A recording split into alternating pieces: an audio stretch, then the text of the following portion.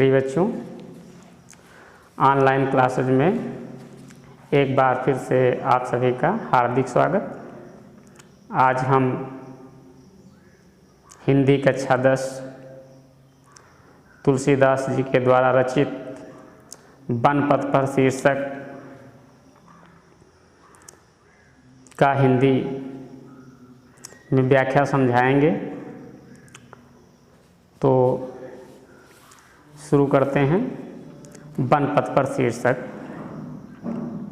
ये वन पथ पर शीर्षक भक्तिकालीन महाकवि तुलसीदास जी के द्वारा लिखित हिंदी काव्य के लिया गया है। और ये वन पथ पर शीर्षक जो है रामचरितमानस के कवितावली के अंतर्गत अयोध्या कांड से अवतरित है। इस पद्यखंड में जो कि प्रथम पद्यखंड है, तो इसमें संगबेरपुर से श्री रामचंद्र जी का अपनी प्रिय पत्नी सीता और अनुज लक्ष्मण के साथ गमन का वर्णन किया गया है। इसको हम विस्तार से देखते हैं। पुरते निकसी रघुवीर बधु धर धीर दये मग में डक द्वे झलकी भर भाल कनी जल की पुट सूख गए मधुराधर वे फिर बूझत हैं चलनो अब केतिक पर्णकुटी करिहों कित हुए तियकी लखिया तुरता पी की आँखियात चार चली जल से। महाकवि तुलसीदास जी लिखते हैं कि जब सीता जी, रघुवीर वधु का अर्थ है सीता जी, तो जब सीता जी पुरते निकसी, पुर मीन्स होता है नगर, वही नगर संगबेरपुर, धैर्य माने रखना होता है, धीर माने होता है धैर्य, मग मीन्स होता है रास्ता, डग मीन्स होता है कदम और द्वय मीन्स होता है दो। इस प्रथम लाइन का शाब्दिक अर्थ ये है। झलकी मीन्स होता है झलकना, भाल मीन्स होता है मस्तक, कनी जल का अर्थ होता है पानी की बूंदें अर्थात ओस के कण, मधुराधर मीन्स होता है मधुर ओठ, पुट का अर्थ होता है पुट, पर्णकुटी का अर्थ होता है घास फूस तिनको आदि से बनी हुई कुटिया, लख मीन्स होता है देखकर, ती मीन्स होता है प्रीतमा, आतुरता माने होता है परेशानी या व्याकुलता, प्रियतम, आँखिया मीन्स आँखों में, चोय मीन्स होता है प्रवाहित होना या बहना। फिर से हम इसी पे आते हैं व्याख्या पर। जैसा कि महाकवि तुलसीदास जी लिखते हैं कि जब जनक नंदिनी सीता जी संगबेरपुर से अपने पति श्री रामचंद्र जी और देवर लक्ष्मण के साथ निकलती हैं, तो जैसे ही मार्ग में 2 कदम आगे बढ़ती हैं, अर्थात 2 कदम आगे रास्ता तय करती हैं, त्यों ही झलकी भर भाल कनी जल की, त्यों ही उनके मस्तक पर पसीने से निर्मित पानी की बूंदें झलक आती हैं और पुट सूख गए मधुराधर वे, और अत्यधिक प्यास के कारण उनके ओठों के पुट जो हैं वो सूख जाते हैं। फिर बूझत हैं चलनो अब केतिक पण कुटी करिहों के तुम्हें। फिर बड़ी आतुरता के साथ अपने प्रियतम से पूछती हैं कि हे प्रियतम, अभी हमें और कितनी दूर चलना है तथा आप घास फूस तिनकों से रचित कुटिया आप कहाँ पर बनाएंगे। तिय की लखिया तुरता पी की आखियात चार चली जलचे।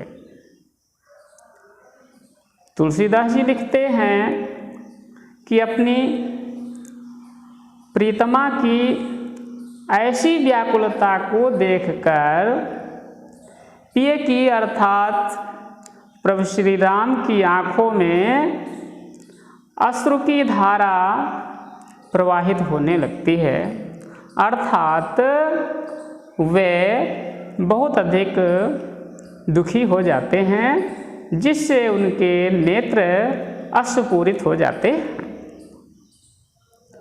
दूसरे खंड में हम चलते हैं। जल को गए लखन है लरिका, परिखों पे छाह घरीक होए ठाहे। पोछ पसेव बयार करो और पाई पखारियों भूभुर ठाड़े।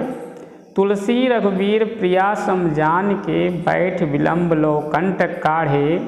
जानकी नाह को नेह लख्यो, कुल को तनवार विलोचन बाढ़े। इसमें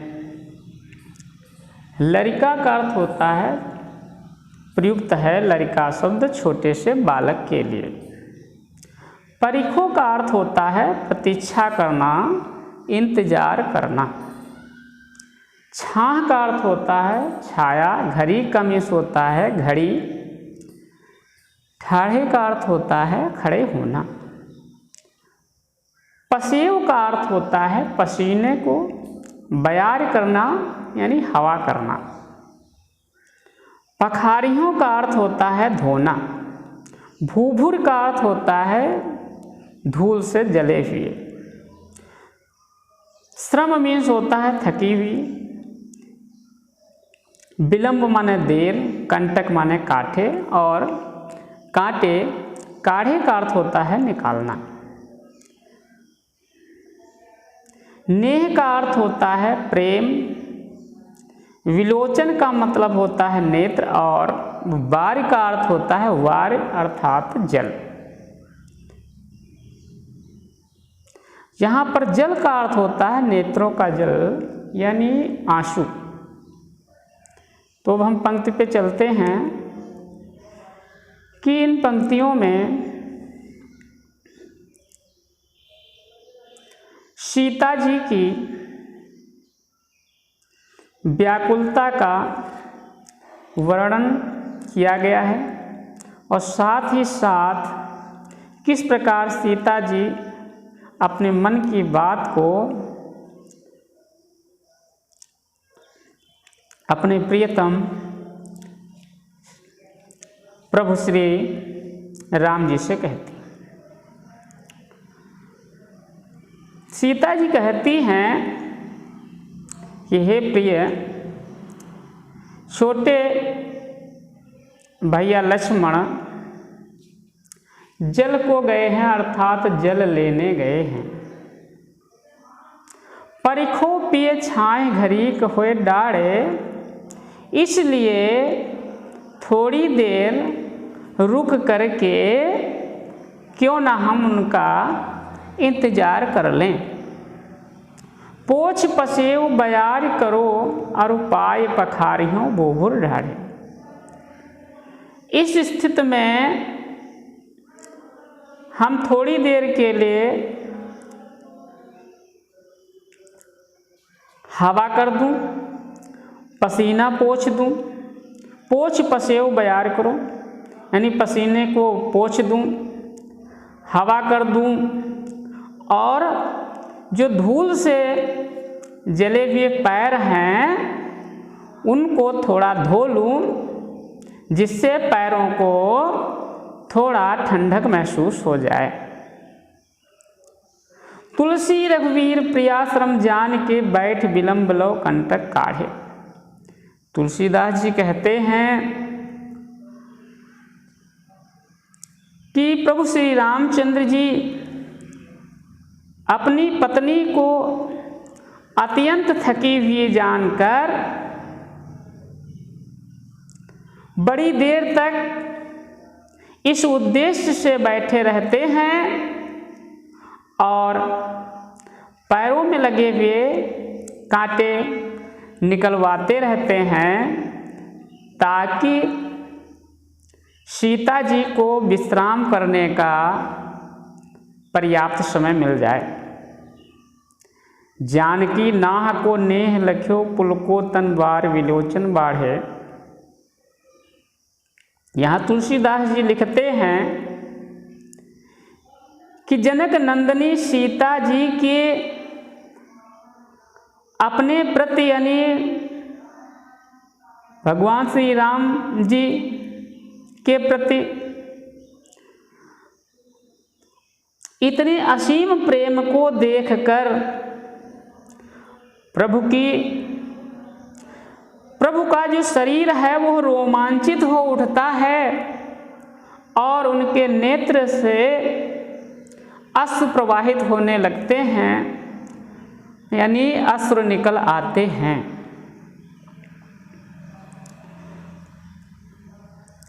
अगले खंड को हम पढ़ते हैं, जैसा कि आप लोग अपनी बुक में देखते रहें कि रानी में जानी अजानी महा पबि पाहन होते कठोर हियो है। राजहु काज अकाज न जान्यो कहो ते को जिन कान कियो है। ऐसी मनोहर मूर्त ये बिछुड़े कैसे प्रीतम लोग जियो है। आँखिन में सख राखबे जोग इन्हें किमके बनवास दियो है। यहाँ पर जानी का मतलब होता है अच्छी तरह जानना पहचानना। अजानी का अर्थ होता है अनजान अर्थात मूर्ख। पाहन का अर्थ होता है पत्थर। काज अकाज का मतलब होता है राजकार्य यानी उचित अनुचित का। तीय मीन्स होता है पत्नी। कान कियो है यानी कान भरने पर यानी बहकाए जाने पर। मनोहर का अर्थ होता है सुंदर।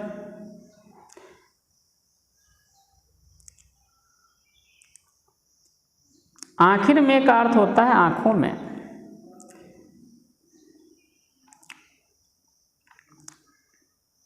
इन पंक्तियों में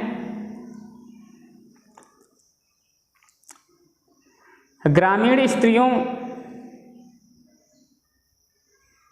के द्वारा सीता जी, राम जी और लक्ष्मण जी के विषय में आशंका व्यक्त की जाती हैं। तो उनमें से एक जो चतुर ग्रामीण स्त्री थी, जिसे राम के बारे में कुछ पता था, तो वह अन्य ग्रामीण स्त्रियों से कहती है कि हे सखियों, मैं इस बात को अच्छी तरह जानती हूँ कि रानी कैकेयी बहुत ही नादान थी, नासमझ थी, अत्यधिक मूर्ख थी और उसका हृदय पबि पाहन होते कठोर हियो, और उसका हृदय जो वह पत्थर से भी अधिक कठोर है। अर्थात रानी कैकेयी पत्थर दिल वाली एक कठोर महिला थी। राजहु काज अकाज न जान्यो कहो ते को जिन कान कियो है। राजा दशरथ ने भी राजकाज को अच्छी तरह न जानते हुए, धर्म और अधर्म को न पहचानते हुए, पत्नी के द्वारा कान भरने पर अर्थात पत्नी के बहकावे में आकर उसके कहे में आकर इन सुकुमारों को वनवास दे दिया। ऐसी मनोहर मूरत ये बिछुड़े कैसे प्रीतम लोग जियो हैं। ये मन को हरने वाली, मन को आकर्षित करने वाली ऐसी सुंदर मूर्तियां हैं कि इनसे बिछड़कर इनके चाहने वाले लोग किस प्रकार जीवित रह रहे होंगे। वो विरह वेदना में बहुत व्याकुल हो रहे होंगे। आखिन में सखी राखबी जोग इन्हें किम के वनवास दियो है। हे सखी, ये तो आँखों में रखने योग्य हैं, बसाने योग्य हैं। यह उचित कारण नहीं मालूम है जिस कारण के चलते इन लोगों को वनवास दिया गया है। शीश जटा और बाहु विशाल, विलोचन लाल तिरछी से बोहें। चौथे खंड पे चलते हैं, आप लोग अपनी बुक देखें। तून सरासन बान धरे तुलसी बन मार्ग में सुट सोहे। सादर 12 बार सुभाए चिते तुम त्यो हमरो मन मोहे। पूछत ग्राम बधू से सो कहो सांवरे से सख रावरे को है। शाब्दिक अर्थ पर ध्यान दें। सिंपल अर्थ हैं। उर मीन्स होता है हृदय, बाहु मीन्स होता है भुजाएं, विशाल का अर्थ जानते हैं आप लोग, विशाल मीन्स बड़ी। विलोचन का अर्थ होता है नेत्र यानी आँख, तिरछी यानी तिरछी सी।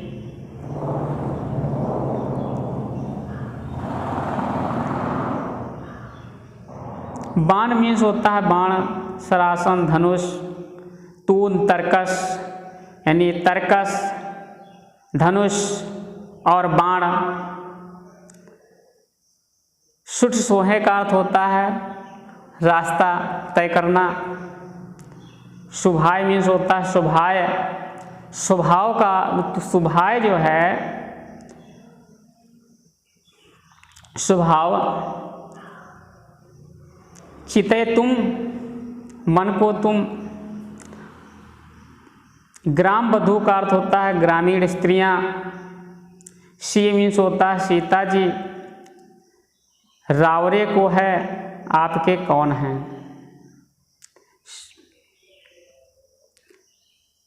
यहाँ सांवरे शब्द अर्थ है श्री रामचंद्र जी के।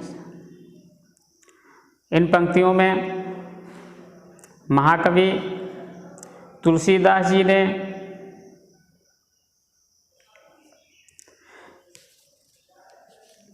यह उल्लेख किया है कि ग्रामीण स्त्रियां सीता जी से श्री राम के मनोहारी रूप का वर्णन करते हुए सीता जी और राम के संबंध के बारे में जानने को उत्सुक होती हैं। इसका मनोहारी वर्णन महाकवि तुलसीदास जी ने इन शब्दों में किया है, उसे आप सुने। शीश जटा और बाहु विशाल, विलोचन लाल तिरछी से भोहें। तुलसीदास जी कहते हैं कि ग्रामीण स्त्रियां सीता जी से बड़े ही सुंदर वचनों के साथ, मनोहारी वचनों के साथ कहती हैं कि जिनके सिर पर जटा सुशोभित हैं,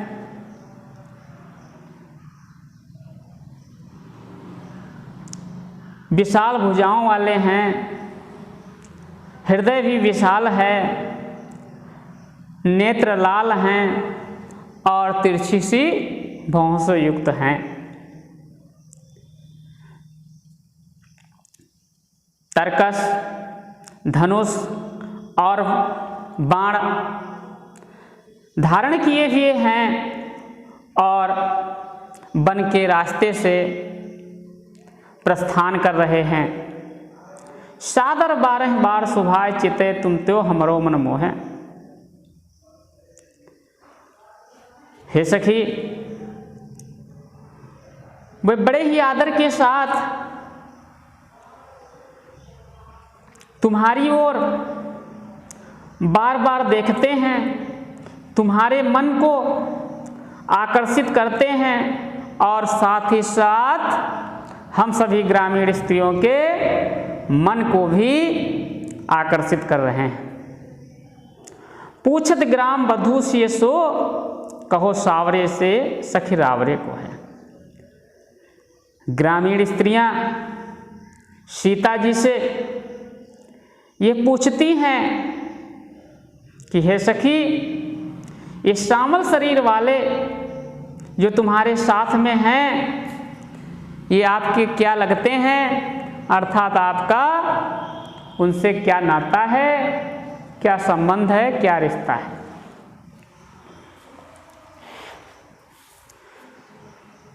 नेक्स्ट लाइन 5वां खंड जो है वो आप लोग अपनी पुस्तक में देखें, इसको हम पढ़ते हैं। सुन सुंदर बैन सुधारस साने सयानी है जानकी जानी। तिरछे कर नयन दिशैन तिन्हें समझाए कछु मुस्काई चली। तुलसी दही अवसर सोहे सवै अवलोकत लोचन लाहु अली। अनुराग तड़ाग में भान उदय विकसी मनु मंजुल कंजकली। शाब्दिक अर्थ पे हम सबसे पहले ध्यान दें कि यहाँ पर वैन का अर्थ होता है वाणी या वचन, सुधा रस का अर्थ होता है अमृत रस। साने में सना हुआ यानी अमृत रस से लिप्त, अमृत रस से लिप्त या परिपूर्ण। नयन मीन्स होता है नेत्र। नयन का अर्थ क्या होता है? नेत्र। तो यहां पर नयन का अर्थ होता है नेत्र।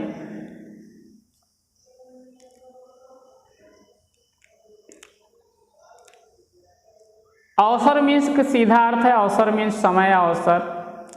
अवलोकत माने होता है देखती हैं। लोचन माने होता है नेत्र। लाहु का अर्थ होता है लाभ। अली का अर्थ होता है सखी। अनुराग तड़ाग का अर्थ यहाँ पर है प्रेम रूपी तालाब। अनुराग तड़ाग प्रेम रूपी तालाब। इस वर्ड में, अनुराग तड़ाग में रूपक अलंकार प्रयुक्त किया गया है। भानु उदय, भानु मीन्स होता है सूर्य। उदय मीन्स होता है उदित होना, निकलना। विकसी का अर्थ होता है खिलना। और मन मीन्स मानो। इस मनो शब्द से उत्प्रेक्षा अलंकार की ओर ध्यान आकर्षित किया गया है। मंजुल कंजकली, मंजुल का अर्थ होता है कोमल। कंजकली का अर्थ होता है कंज नामक पुष्प की कली। अर्थ पे हम चलते हैं।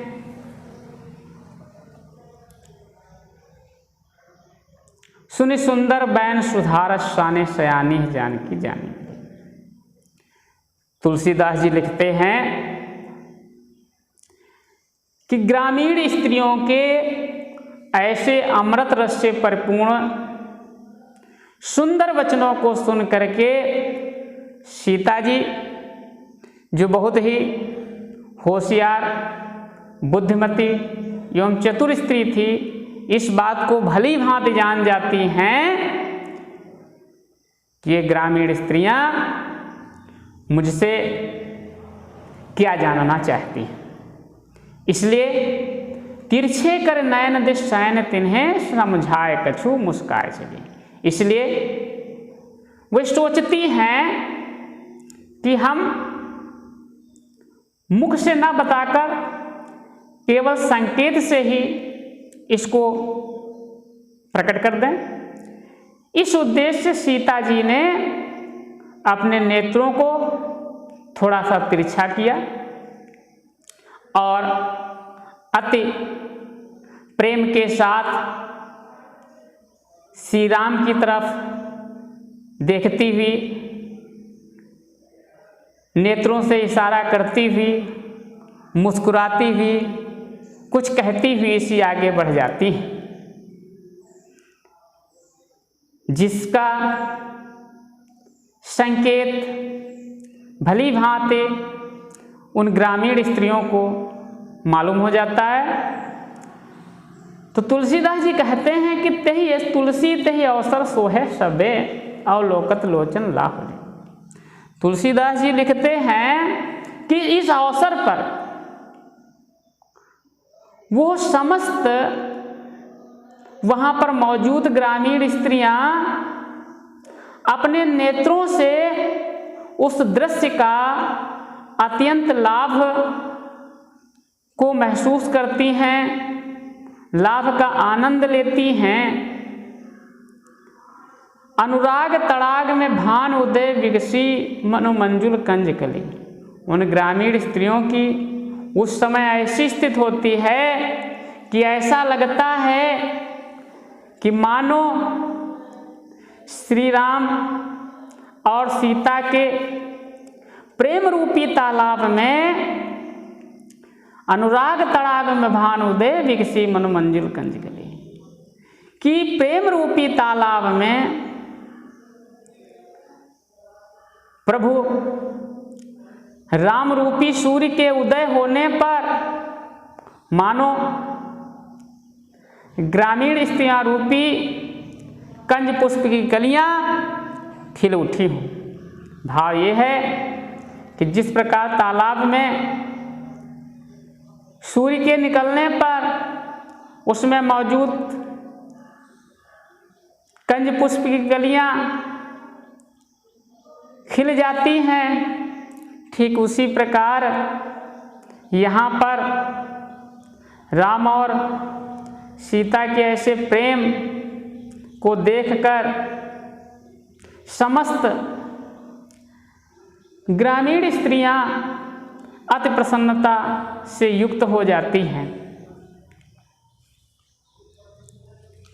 अब यहीं पर बनपथ पर शीर्षक का अर्थ व्याख्या पूर्णतः समाप्त होती है।